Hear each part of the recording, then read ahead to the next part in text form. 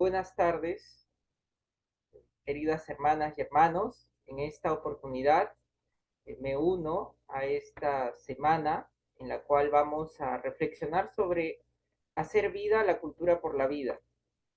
Y a mí me ha tocado presentar el tema de las estructuras sociales. Para esto es importante que nos preguntemos si alguna vez hemos revisado cómo estas estructuras impactan en la cultura por la vida. Entonces, ustedes el día anterior han trabajado la estructura personal, hoy vamos a trabajar la estructura social y mañana trabajarán la estructura ambiental.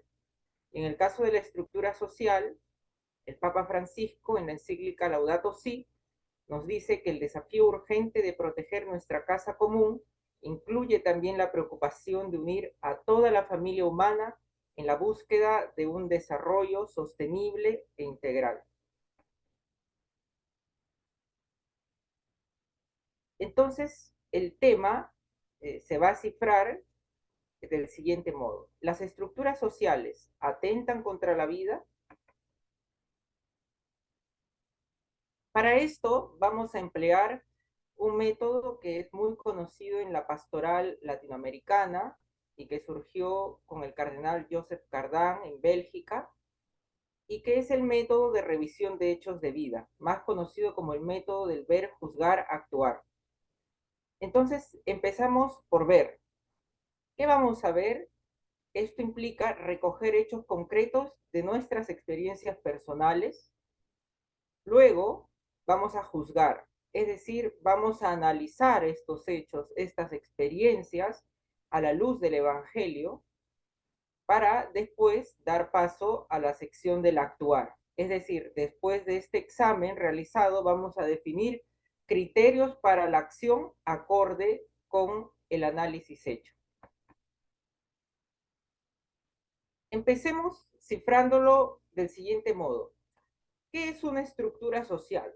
¿No? Y una definición que nos da el catedrático español Luis Sánchez Agesta es: la estructura social es un sistema equilibrado y dinámico de roles y estatus, esto es, de situaciones y de pautas de conducta que están en relación recíproca entre los seres humanos, es decir, interconectadas, que participan de una comunidad y que incluyen a los grupos que lo constituyen.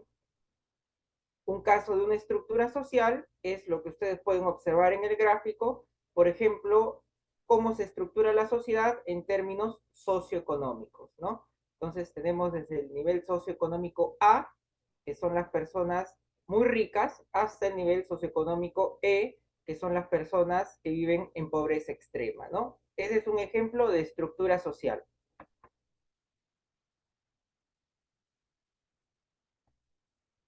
Ahora yo quisiera compartir con ustedes este video en el cual vamos a ver una realidad interpelante, que son las ollas comunes contra el hambre, ¿no?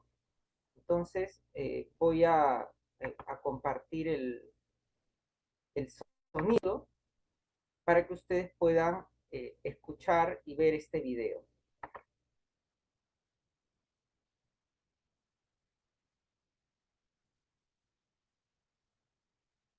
Bueno, la propaganda evidentemente hay que omitirla. El alza en los precios de alimentos, las demoras para la implementación de una ley que las proteja y el desplome de donativos azotan a las cocinas colectivas que luchan contra el hambre en las populosas barriadas de Lima. Hoy agonizan y sus lideresas hacen malabares para poder brindar al menos un plato de comida al día. Hemos preparado quizás una sopa, hay días que hemos cocinado sopa nada más, o un arroz verde, un arroz amarillo con su huevito frito. A eso hemos llegado, ¿no? No podíamos comprar verduras, por lo menos para una ensalada, no cubría. Hasta la cebolla, la papa, todo se había elevado. Pero no hemos parado. Son las declaraciones de Carmen Norma Julca, coordinadora de la olla común Jardines del Paraíso, desde su puesto de mando al que no llega el agua ni la electricidad y mucho menos la ayuda del Estado. Desde tempranas horas de la mañana, los fogones de esta olla común ya tienen casi listo el menú para un centenar de vecinos de la parte alta de uno de los cerros del humilde distrito limeño de Villa María del Triunfo. Pero desde hace semanas, entre esas 4 paredes de madera contrachapada, suelo de tierra y techo de calamina, apenas se cocina una ración diaria. Ya no son 3 como antes. Se redujeron las proteínas, aumentaron los carbohidratos y la aportación por plato se incrementó. Al principio era desayuno y almuerzo y lonche, ¿no? Entonces ya por lo que va bajando también ya hay veces ya no se puede solventar para tanto. Por el momento estamos dando solamente almuerzos. Y cuando llega hay momentos que nos puede tocar avena y preparamos lonche. Como Jardines del Paraíso, la mayoría de las ollas comunes afloraron de manera espontánea entre marzo y abril de 2020, cuando la llegada del coronavirus desnudó las carencias de millones de familias peruanas que sobrevivían sin ahorros de su trabajo diario. Se calcula que solo en Lima unas 250.000 personas se alimentaban en las más de 2.400 iniciativas vecinales de este tipo que surgieron en pandemia y que con el paso del tiempo sustituyeron la improvisación por la organización, eso sí, siempre en manos de mujeres. El retorno paulatino a la normalidad redujo el número de comensales que atender, de raciones que servir y probablemente también de ollas. Pero hoy, muchas otras resisten todavía a la espera de que acudan en su auxilio las autoridades de un país que en 2020 retrocedió una década en su lucha por eliminar la pobreza que hoy alcanza al 30% de su población.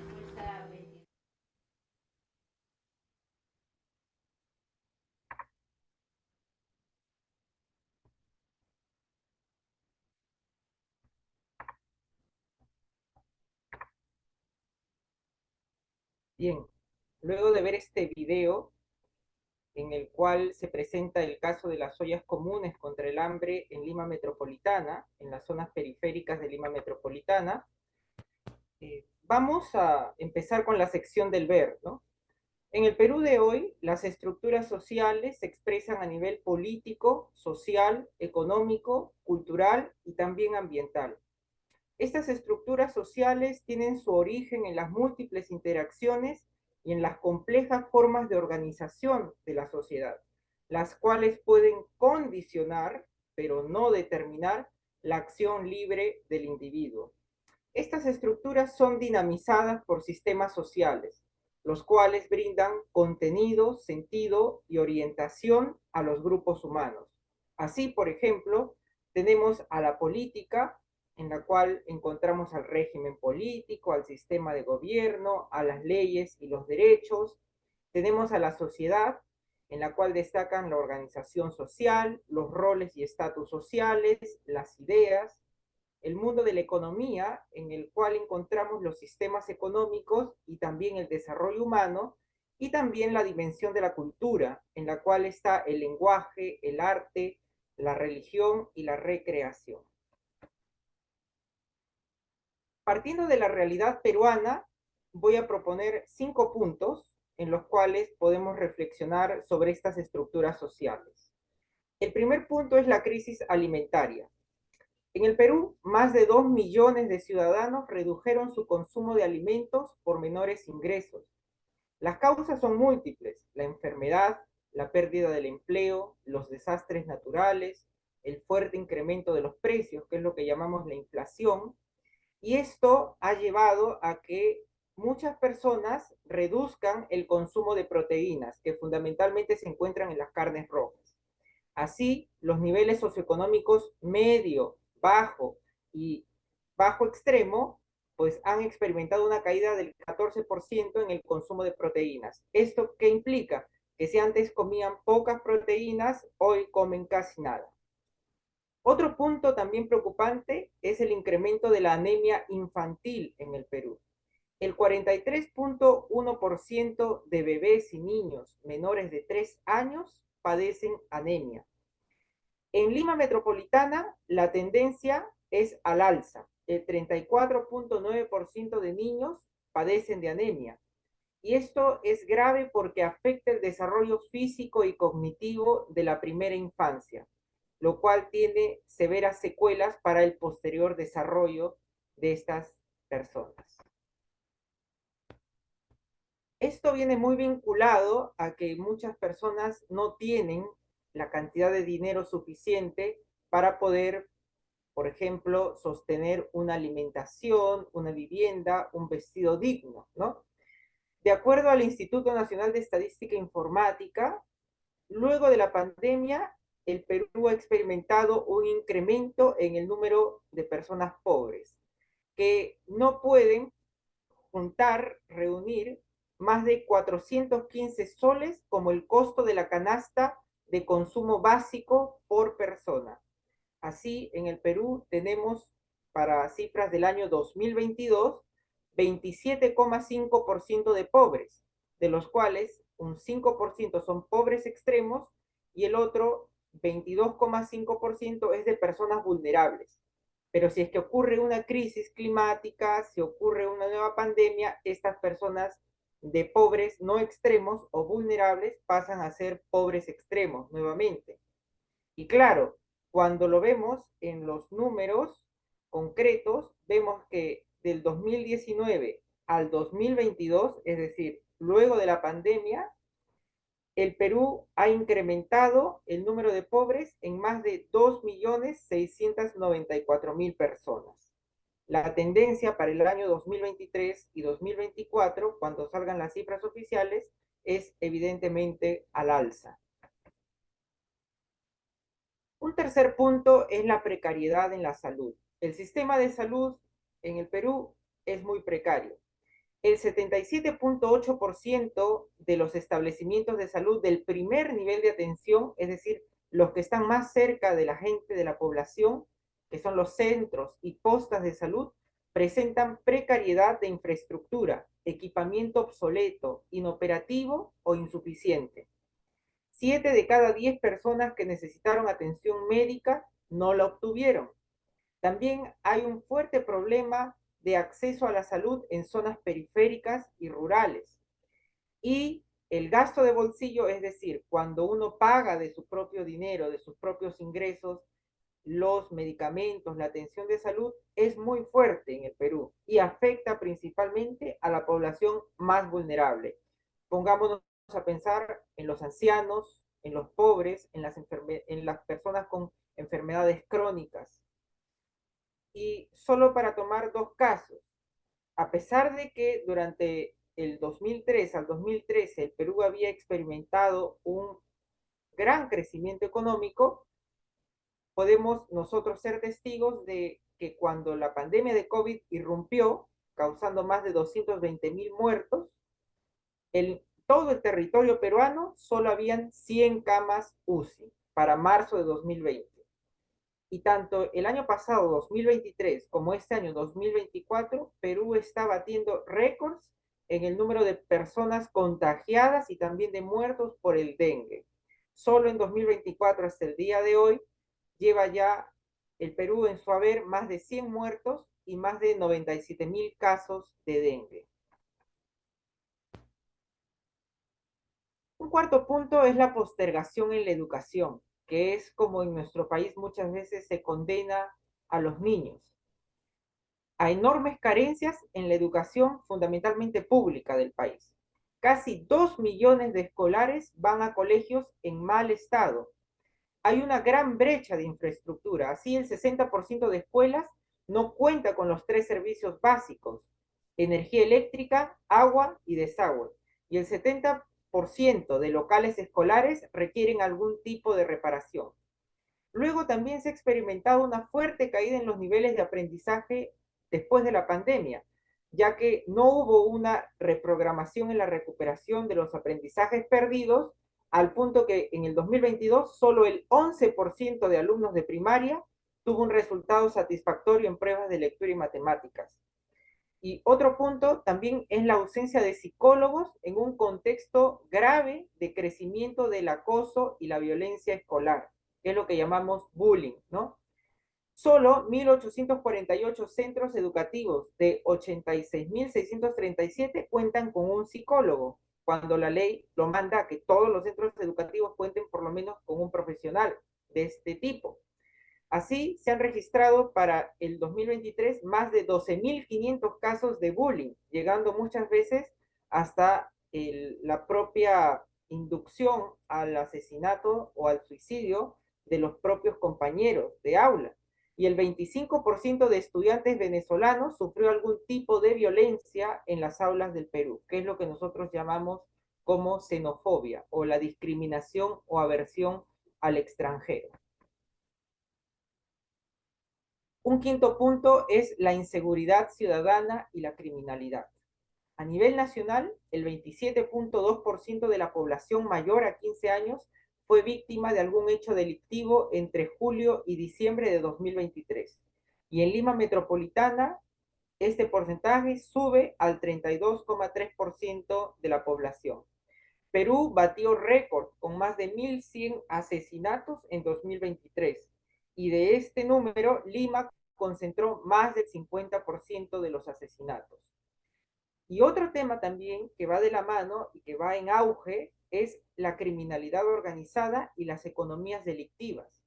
En una encuesta realizada por el Instituto de Estudios Peruanos en enero de este año, la población respondió que las principales economías delictivas que les afectan más son el narcotráfico, la minería ilegal, la trata de personas, el contrabando y la tala ilegal.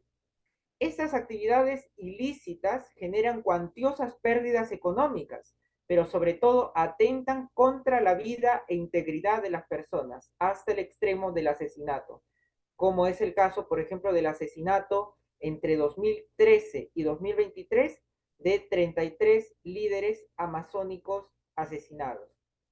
Asimismo, se registran más de 12.000 denuncias por extorsión a nivel nacional y más de 400 crímenes por sicariato solo en Lima Metropolitana para el año 2023.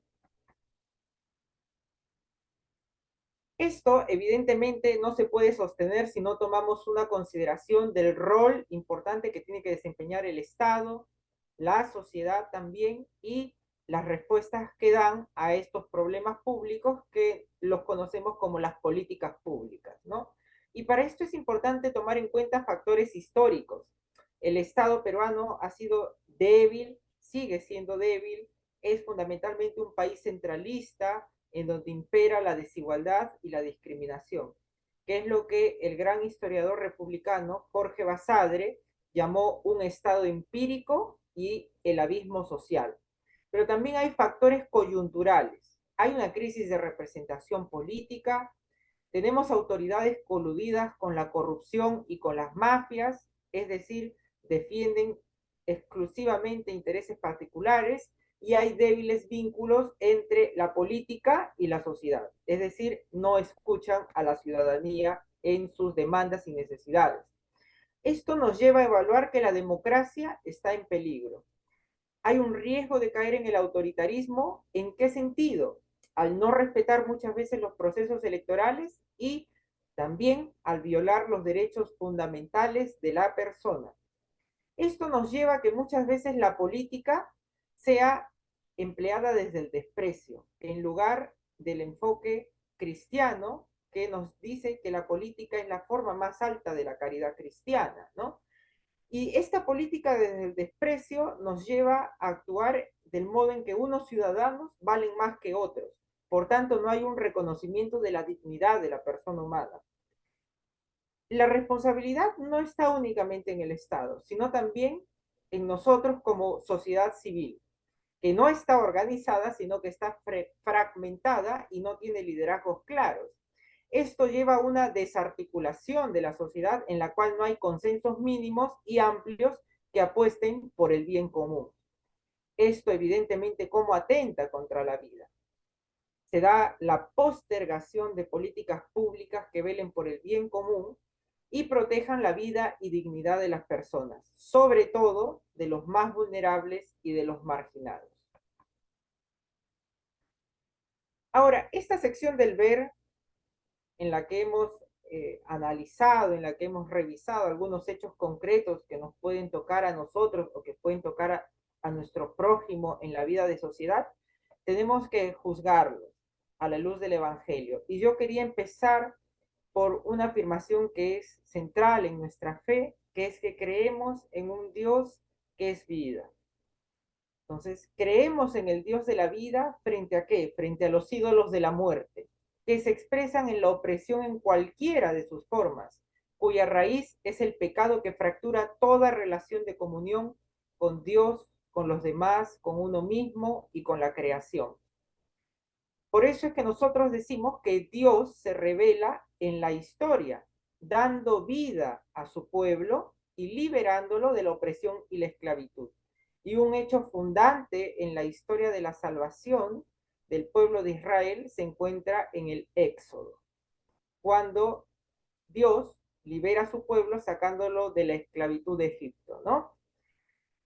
Esto nos sitúa evidentemente ante una disyuntiva entre elegir la vida o la muerte, y frente a esto se nos exige una decisión. Evidentemente, optar por la vida es elegir a Dios, y el camino del amor es el camino de la vida. Y como es central en nuestra fe, Jesús es la revelación del Padre. Como dice en Hechos de los Apóstoles el apóstol Pedro, Jesús es el autor de la vida. ¿Por qué? Porque el reino de Dios que Jesús anuncia es el reino de la vida plena.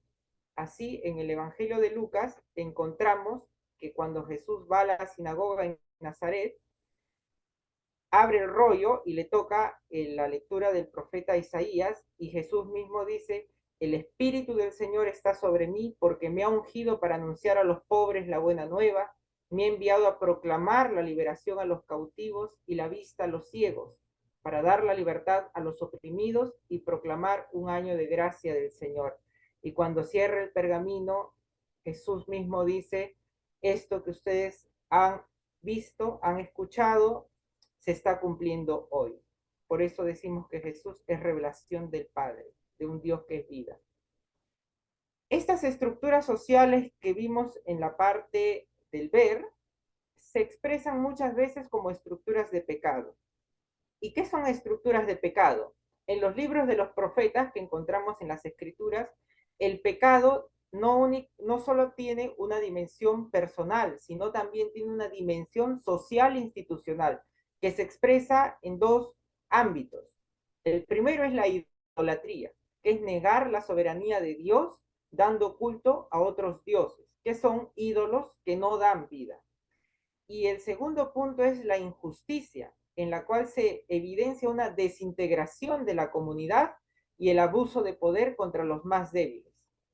Así, podemos sostener que el pecado opera tanto en la agencia personal como en las estructuras y en la cultura, que brinda valores y significados, ¿no? Como dice el Catecismo de la Iglesia Católica en el numeral 408, la agencia personal siempre tendrá la prioridad. ¿Por qué? Porque las estructuras y las culturas no tienen agencia, no tienen libertad. Pero la agencia personal no es suficiente para un entendimiento adecuado del pecado. Así, la agencia personal no se ejerce en el vacío, sino que requiere siempre un contexto en el que las estructuras y la cultura afectan, condicionan la libertad personal, pero no la determinan, ¿no? Y esto se encuentra en la encíclica Solicitudo Rei Socialis del Papa Juan Pablo II. Frente a esto, tenemos que apostar por una cultura por la vida, y los obispos latinoamericanos reunidos en la Conferencia Episcopal de Aparecida en Brasil en el 2007, en su documento conclusivo, sostienen que la vida es regalo gratuito de Dios, don y tarea que debemos cuidar desde la concepción en todas sus etapas hasta la muerte natural. Así, los anhelos de vida, de paz, de fraternidad y de felicidad no encuentran respuesta en medio de los ídolos del lucro y la eficacia, la insensibilidad ante el sufrimiento ajeno, los ataques a la vida intrauterina, la mortalidad infantil, el deterioro de algunos hospitales y todas las modalidades de violencia sobre niños, jóvenes, hombres y mujeres. Esto lo dicen los obispos latinoamericanos en el documento de Aparecida en el numeral 468. Frente a eso, los cristianos, como discípulos y misioneros, estamos llamados a contemplar en los rostros sufrientes de nuestros hermanos el rostro de Cristo que nos llama a servirlo en ellos. El Papa Francisco, en sus encíclicas y en sus exhortaciones apostólicas, hace una apuesta a favor de la vida en contra de lo que él ha denominado la cultura del descarte y la globalización de la indiferencia, que atacan contra la vida. Por una parte, la cultura del descarte consiste en que se considera al ser humano en sí mismo como un bien de consumo, que se puede usar y luego tirar. Los excluidos no son únicamente explotados, sino que son desechos, son sobrantes. Esto lo dice el Papa en la exhortación apostólica Evangelii Gaudium. En esa misma exhortación añade la globalización de la indiferencia, que es un ideal que sirve para sostener un estilo de vida que excluye a otros o para entusiasmarse con ese ideal egoísta. Así nos volvemos incapaces de compadecernos ante los clamores de los otros. Ya no lloramos ante el drama de los demás, ni nos interesa cuidarlos, como si todo fuera una responsabilidad ajena que no nos incumbe. A partir de eso, evidentemente, a partir del Evangelio, a partir de la tradición viva de la Iglesia, custodiada por el magisterio, podemos juzgar una serie de realidades creadas que voy a citarlas rápidamente, ¿no? Que son, por ejemplo, la riqueza obscena en contraposición con la pobreza extrema y la corrupción, las diversas formas de esclavitud moderna, pongámonos a pensar, por ejemplo, en la trata de personas, en la discriminación y en la falta de solidaridad con quienes son distintos, amigos a nosotros, expresado en el racismo y en la xenofobia, la violencia como modo de vida, las guerras, el crimen organizado, el narcotráfico, sin dejar muchas veces la violencia que afecta a las familias debido a una frágil salud mental. Y también la crisis en el acceso a la salud y en la educación. A tal punto llega esto en nuestro país que el 72% de los peruanos, es decir, 7 de cada 10 peruanos, considera que su derecho a la educación, la salud y la vida están poco o nada protegidos. Ahora bien, luego de haber hecho la sección del ver y de juzgarlo a la luz del Evangelio, pasamos al último punto, que es el actuar, y es cómo hablar del Dios de la vida, fomentando una cultura por la vida. Y así tenemos, por un lado, estructuras de pecado, ¿no? Y estas estructuras de pecado que habíamos trabajado en la sección del juzgar, se expresan de qué modo. Por ejemplo, con la crisis alimentaria, con la corrupción, con la esclavitud moderna, con la pobreza extrema, las limitaciones en el acceso de salud y educación, la exclusión en sus diversas formas, así como la violencia. Y frente a estas estructuras de pecado, nosotros, como cristianos, ¿cómo podemos generar estructuras de gracia que den vida y contrarresten estas estructuras de pecado?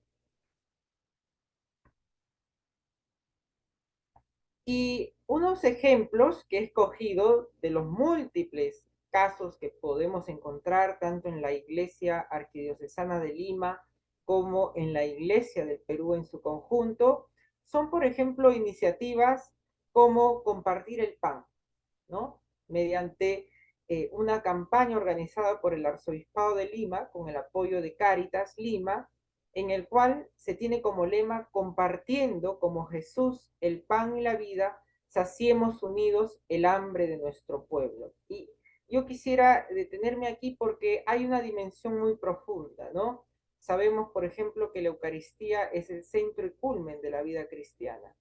Esta Eucaristía en la cual nosotros participamos de la comunión con el cuerpo del Señor, también tiene que llevarnos a compartir el pan concreto con nuestros hermanos más necesitados.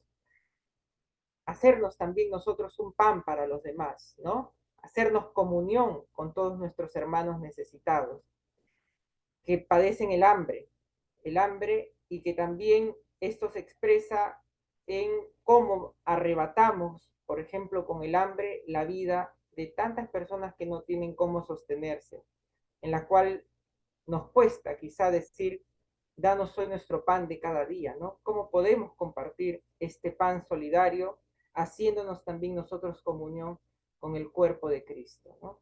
Otra bonita iniciativa es Semillas de Santa Rosa, que escogiendo el gran ejemplo de esta santa peruana, eh, así como Santa Rosa, también compartamos la mesa con nuestros hermanos y hermanas que tanto nos necesitan, ¿no? Que fue una campaña que se realizó en agosto del 2023. Y sabemos también que en el contexto de la pandemia muchas personas morían porque no tenían acceso, por ejemplo, al oxígeno.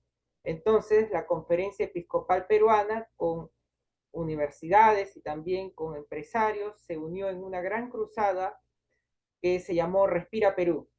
Y el lema era, únete a Respira Perú, porque el oxígeno es vida, ¿no? Son formas en las cuales, frente a estas estructuras de pecado, unimos múltiples iniciativas individuales y vamos generando estructuras de gracia que contrarresten estas estructuras de pecado, ¿no? Estructuras de gracia que nos hablen de cuál es la misión misionera, de cuál es la misión evangélica que tiene que tener todo cristiano.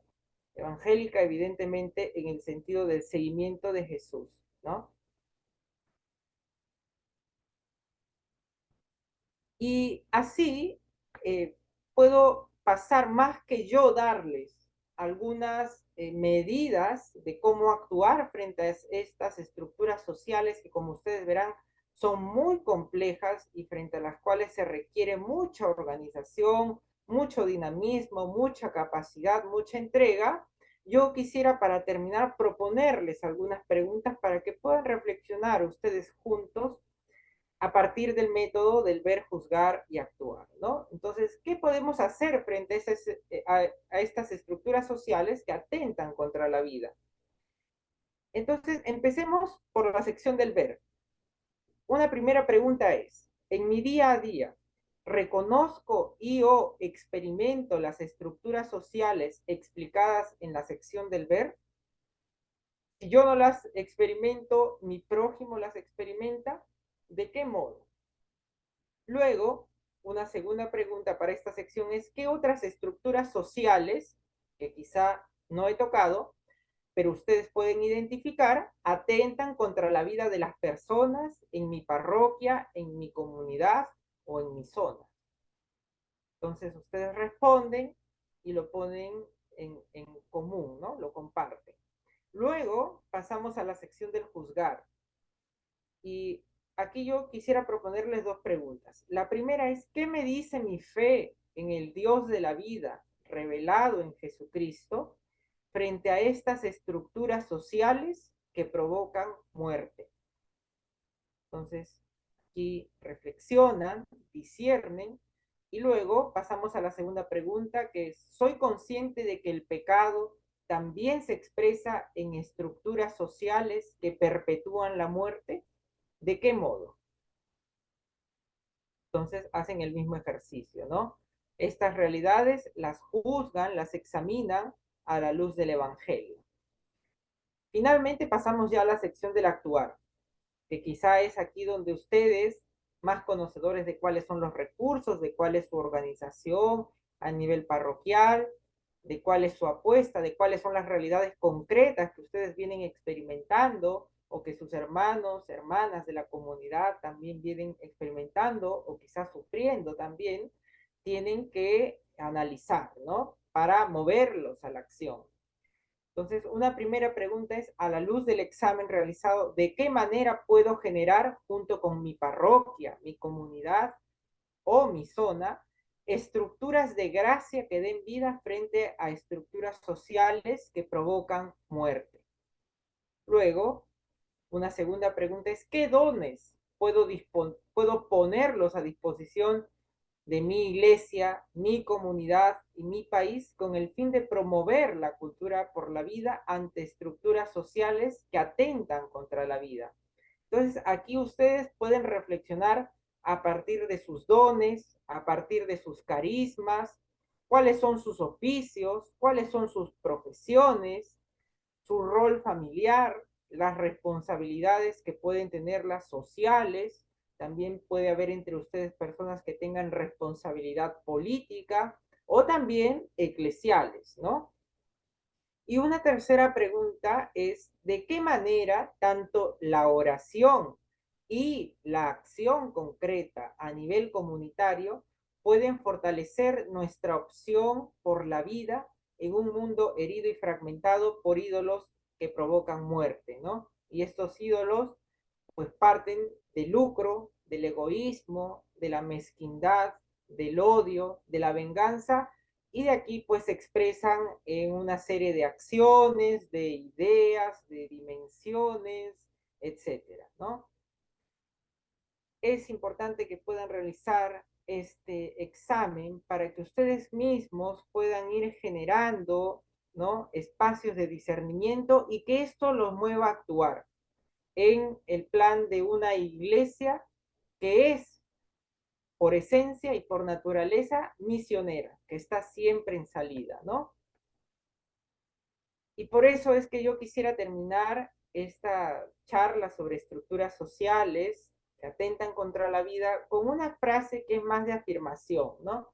Y que es una afirmación que todos los católicos y las católicas tenemos que decir con firmeza, con la oración, pero también con la acción concreta en nuestra vida diaria y en las diversas responsabilidades que nos toca asumir en el día a día. Y es que somos creyentes en el Dios de la vida. Y por eso tenemos que hacer vida la cultura por la vida, ¿no? O sea, tenemos que hacer realidad esta cultura por la vida. Bueno, muchas gracias por su atención. Ha sido un placer acompañarlos y muchas gracias también a la Comisión de Familia y Vida por esta bella iniciativa. Gracias a todos.